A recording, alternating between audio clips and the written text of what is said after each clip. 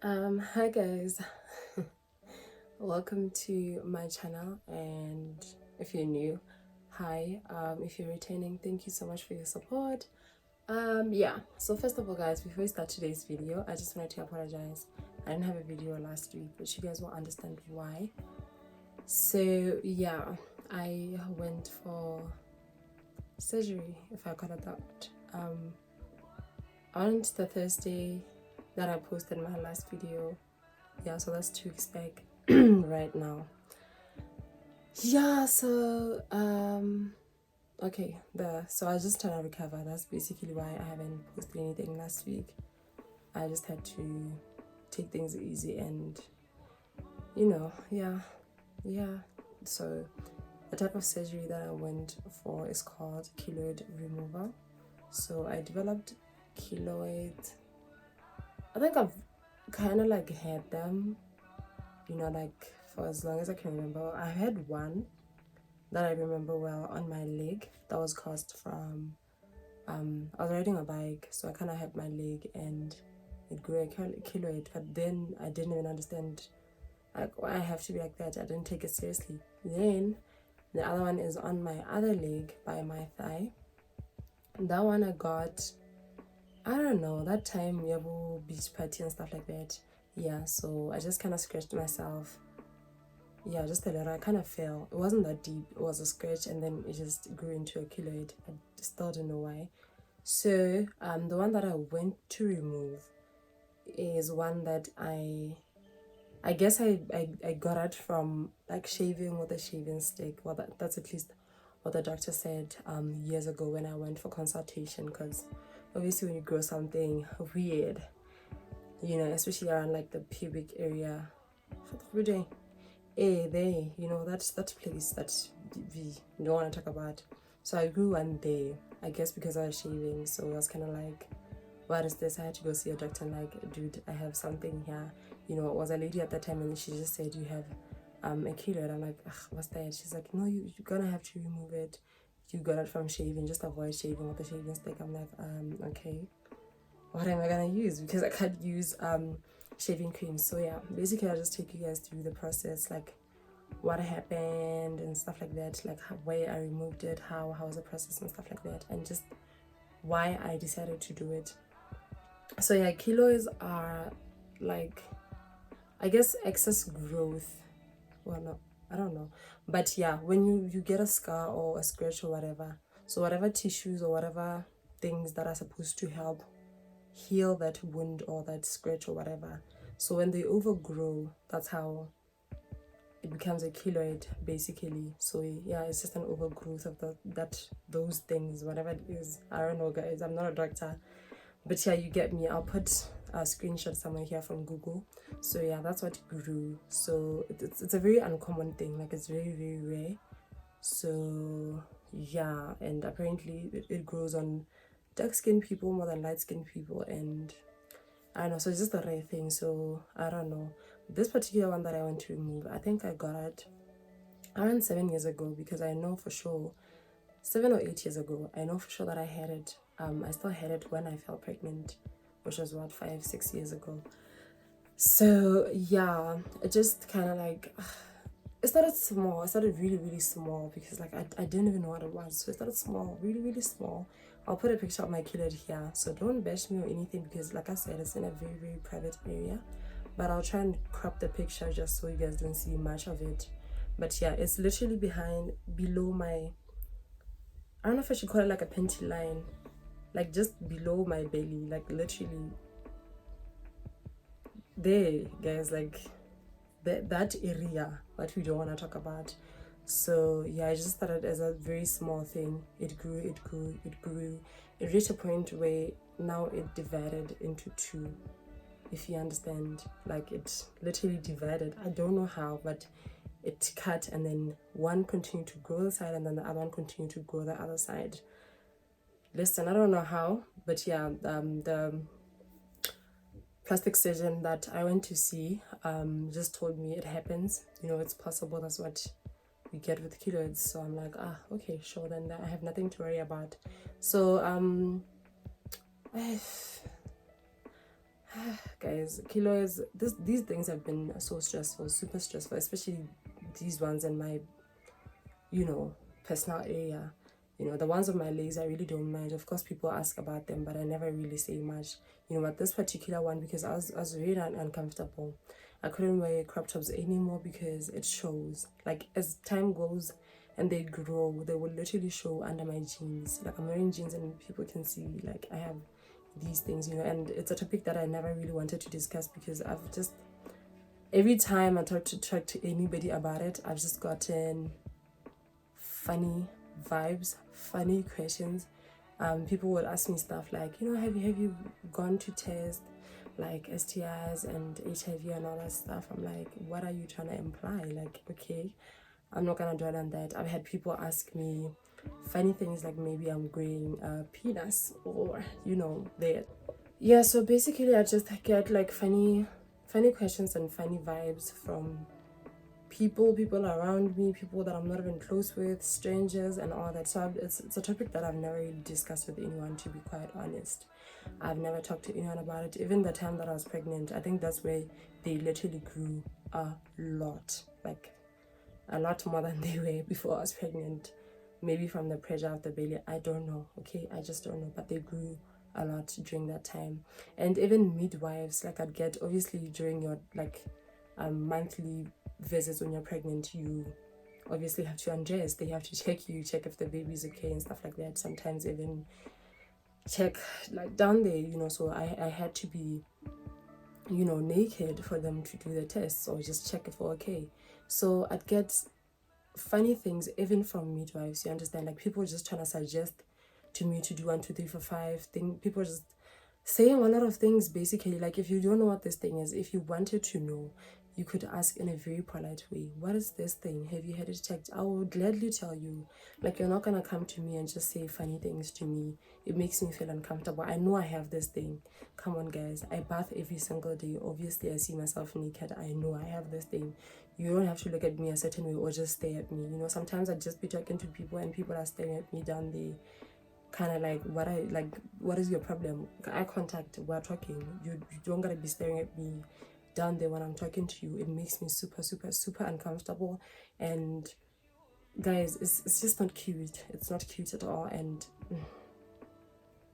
okay, but yeah, basically that's just it. That's keloids, that's how they grow. And yeah, apparently they can be genetic, you know. If both parents have it, the child can have it. So now it's kind of like, is really gonna be having these things as well, and where actually are they gonna grow? Apparently they're quite common by the ears, you know. Sometimes you wanna pierce and it'll just grow somewhere. I guess I got lucky not having them in either one of my piercings. I just didn't know. So yeah, this year, 2020, well, I think last year I got the first infection from a keloid. And it was not cute because like every time I'd have an infection, it kind of like pass and a bit of blood, and that can be very uncomfortable because now it stains on my panties. It's just not cute, and just having to deal with that becomes super painful. Every time it has an infection, it's so painful. I cannot wear jeans, I can't wear any tight things, you know. Like, it's just, it became like a tiring process. And then this year I got so many infections, I can't even remember how many, you know. I think that's when now I just took this thing seriously. I'm like, you know what, I really need to remove this. Yeah, so a couple of years ago I went to, I think before my pregnancy, I just went to inquire. So I went to Keone clinics to get like a quotation, basically, just to know how much I'd need for this, because it is a cosmetic surgery. It is done by a plastic surgeon, so medical aid and stuff like that will not recognize such things, you know. You just have to pay cash.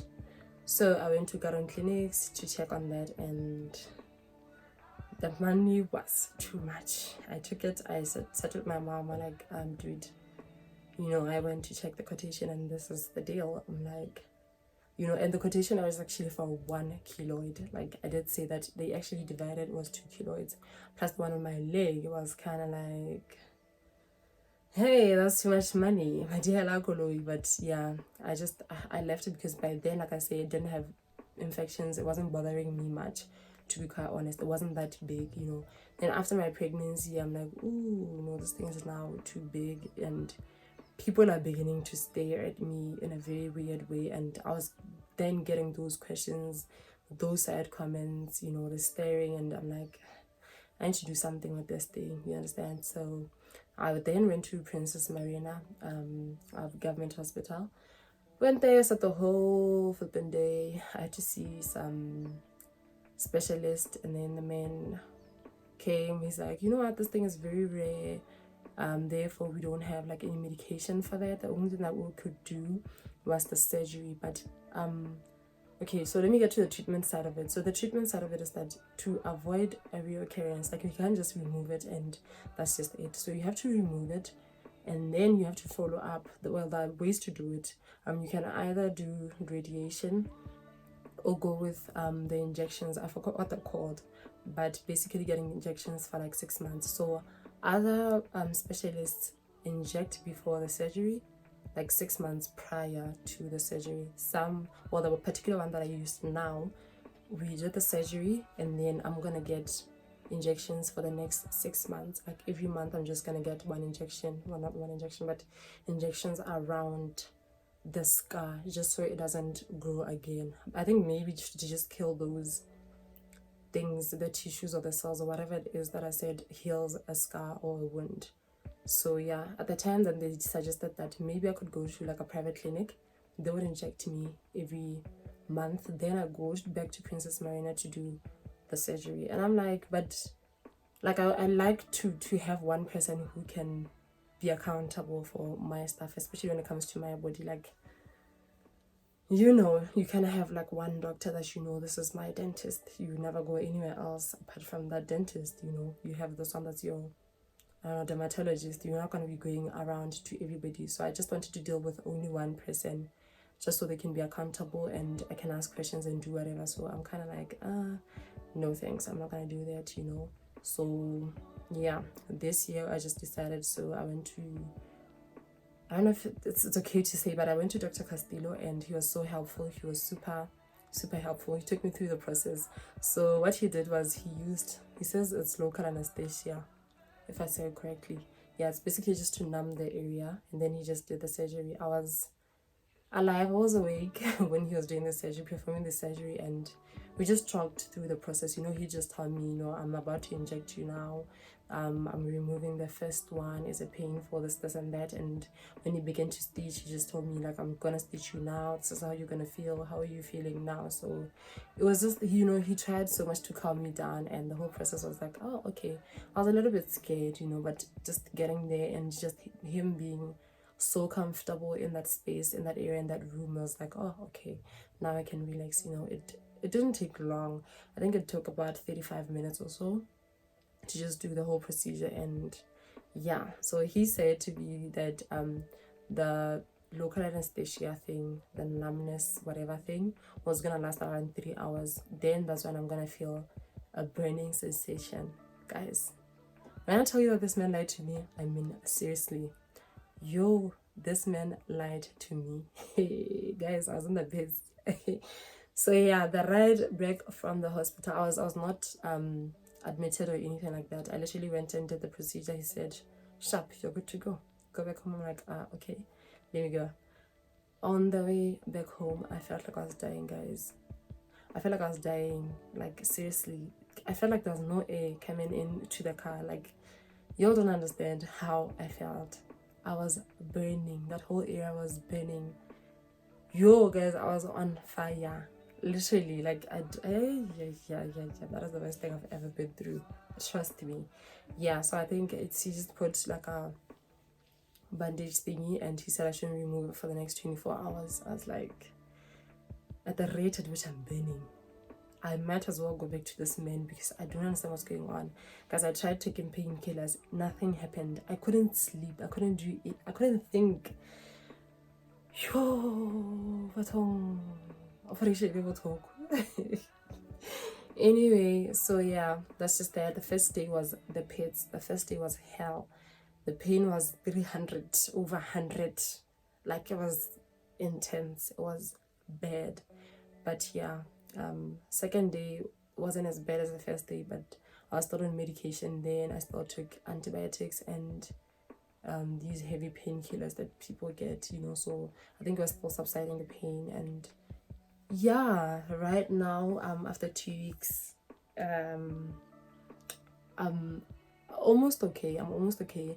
I think the areas where he was kind of like cutting the stitches or starting the stitches is the one that's still lagging behind. But the middle area, I mean, I can't show you guys because, like I said, you know, and some people are just sensitive to seeing scars and stuff like that. But right now it looks good. It looks good. He was neat with his work and it's just okay. But the thing is, I can't use bio oil now to just cover the scar because he has to inject, like I said, for the next 6 months he has to inject on the scar so the scar can disappear.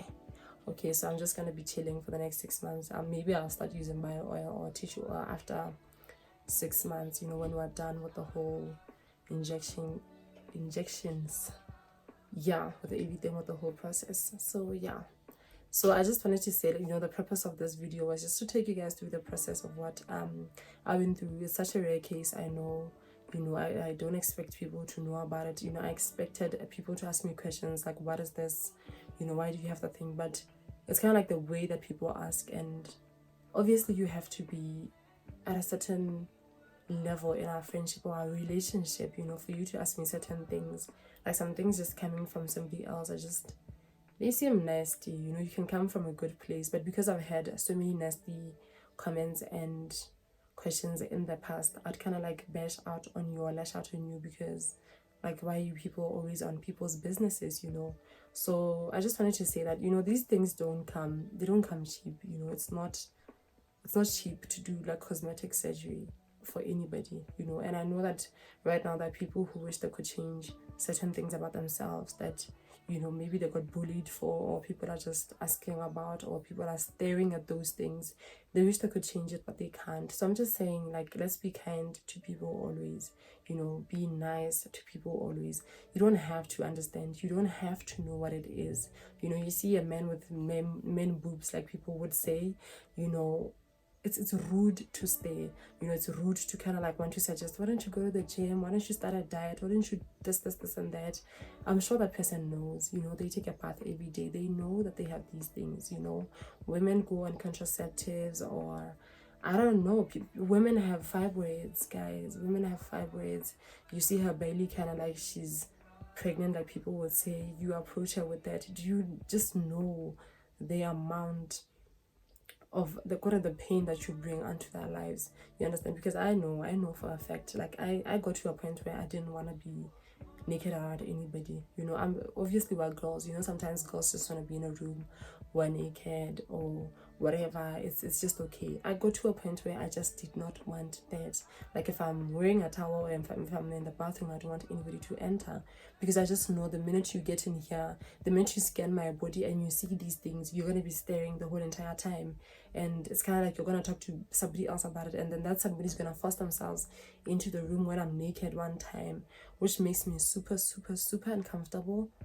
Very uncomfortable, just because of how people are staring. So it brings so much uncomfortability to people when somebody does that. You understand? I don't need to tell you that I'm on contraceptives when you see me gaining weight, for you to kind of like respect me and not comment on my body or me gaining weight or whatever the case is. You don't need to know that I have fibroids for you to not ask me about my belly, for you to not tell me to go and lose weight, for you to not tell me, you know, when are you planning for the baby shower. You keep quiet, like, keep it cool, stay in your lane, let people be. Unless I open a door to a certain conversation, don't come at me like that, you know. Don't ask me things that I've never invited you to. Even if I told somebody else and they told you, you do not have the right to come to me and ask me things that I didn't tell you about. Like, the reason why I'm not talking to you about it is because I'm not comfortable talking to you about it. You know, I'm not comfortable answering any of your questions, and I just don't want you to know. Period. Like, it's not the time, and maybe it will never be the time. Or I'm just not comfortable around you. Like, can you accept that? Can you be kind to people and just stop, guys? Like, just stop. There are women who grow beard. You just have more testosterone, estrogen and progesterone as a woman, you know. These shots, just to get injected progesterone or estrogen or whatever, these things are not cheap, okay? And the government does not cover them. Medically does not cover them. You have to pay. Be kind to people. Nobody chooses to have keloids. Nobody chooses to have men boobs. Nobody chooses to have a big belly. Nobody chooses none of that, okay? Nobody chooses to have a bad hairline. Nobody chooses. Stop suggesting things to people. That's what I'm gonna say, okay? Unless I open a door to that conversation, then you can comment. If I'm telling you, Chemi, you know, I have this thing that really bothers me, yada yada yada, that's when you can start commenting and telling me stuff, you understand? But you're not gonna just come to somebody and tell, Chemi, can take the sit up, they help Gamba. Excuse me, like, what are you saying? Like, stop it. Stop it. Like, when are you getting married? When are you having a kid? When are you... Mind your own business. So yeah, that's what I'm gonna say. I just wanted to update you guys on what happened, why I wasn't online. No, not online. Why I wasn't posting a video last week. That's just that. But now I'm good. I'm okay. I'm still wearing skirts though, and dresses, loose dresses.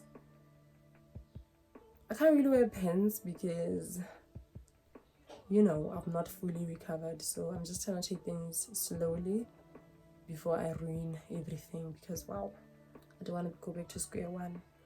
So yeah, I'm just excited. I'm super grateful that I managed to remove this thing that's been taking a lot from me, that's been sucking out a lot from me, you know, just to know that now I'm going to be wearing bikinis and I'm gonna be free, honey. I literally don't remember the last time I wore a bikini and I was comfortable.